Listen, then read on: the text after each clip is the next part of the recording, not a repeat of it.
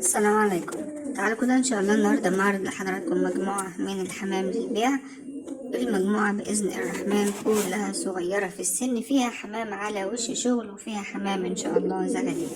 وهنبتدي بالجزء اللي قدام حضراتكم ده، وده جزء من الحمام اللاحم الفرنسي البيور ان شاء الله على وش شغل للناس اللي حابة تاخد حاجة بإذن الرحمن تشتغل عندها بسرعة وميبقاش فيها أي مشاكل.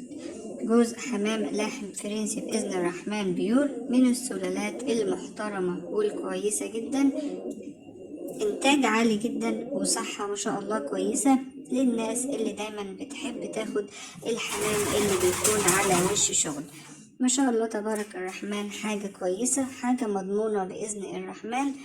يعني لو حضرتك أخدت جوز الحمام ده وطبعا اهتميت بالكلفة واهتميت بالتحديقة وتعاملت معاه بطريقة كويسة بإذن الرحمن، في خلال شهر أو شهر ونص أو ممكن أقل بإذن الرحمن يبيض. لو المدة طالت عن كده تأكد إن عندك المشكلة أو في مشكلة في الغرفة بتاعتك. التحديقة الكويسة والكلفة الكويسة، المية دايما النظيفة، دايما لما نعطي كالسيوم في الوقت المظبوط بيخلي الحمام إنتاجه سريع، وكمان بيخلي صحته كويسة وبيخلي خيره كتير بإذن الرحمن. تعالوا للجزء اللي بعد كده، وهما جوزين من الحمام اللاحم القطاوي ان شاء الله برضو على وش شغل، وجوزين زغاليل لاحم فرنسي بيور. جوزين زغاليل لاحم فرنسي بيور وجوزين قطاوي ان شاء الله على وش شغل. طبعا انا حبيت اصور لحضراتكم الفيديو عشان الناس تعرف يعني ايه زغاليل معتمدة على نفسها. زغاليل معتمدة على نفسها يعني بدأت تطير، بدأت تطلع، بدأت تنزل، بدأت تاكل لوحدها زي ما حضراتكم شايفين، ما عادتش محتاجة اي مساعدة من الاهالي نهائيا. بالنسبة للحمام القطاوي بدأ فعلا كل ذكر ياخد النتاية بتاعته ويبدأوا ان هم بإذن الرحمن يعملوا عشوش، يعني في خلال برضه شهر او شهر ونص بإذن الرحمن يبدأ ان هو يبيض.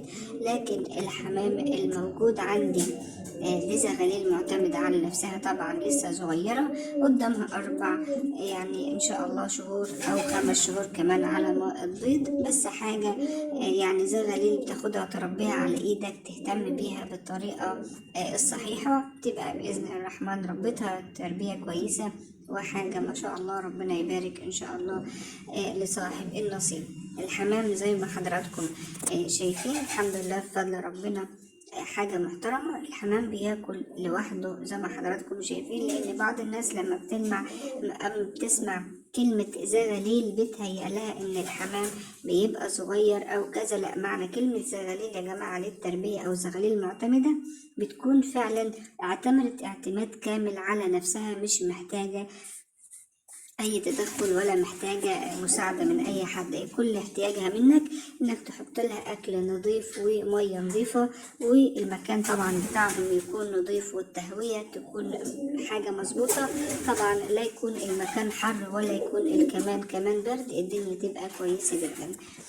ده برضو جزء من الحمام الكينج الزغاليل المعتمدة على نفسها، ومعاه جوز برضو زغاليل طالعين في نفس التوقيت. يعني لو حضرتك حابب يكون عندك جوز زغاليل كينج وجوز زغاليل من اللحم، وزي ما قلت لحضراتكم قبل كده لما الناس لما بتسمع كلمة زغاليل بيجي في ذهنها ان كلمة زغاليل لسه الزغلول لسه لحم لازم الاهالي تساعده حاجة. لا، الزغلول بيبقى خلاص ما شاء الله تبارك الرحمن اعتمد اعتماد كل على نفسه، بيكون خلاص مش محتاج غير مكان مناسب، تهويته تكون كويسة، لا يكون حر ولا يكون برد، كلفة تكون نظيفة.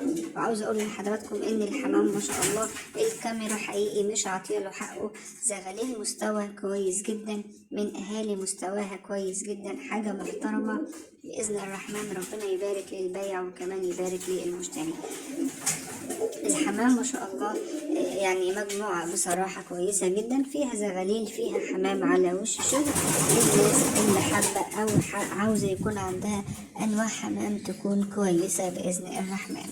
المجموعة ما شاء الله تبارك الرحمن حاجة كويسة. الناس ان شاء الله اللي حابة تصور الجزء اللي يعجبها وتدخل عندي على الواتس وانا بعرف الناس الاسعار. الشحن ان شاء الله متاح لجميع المحافظات.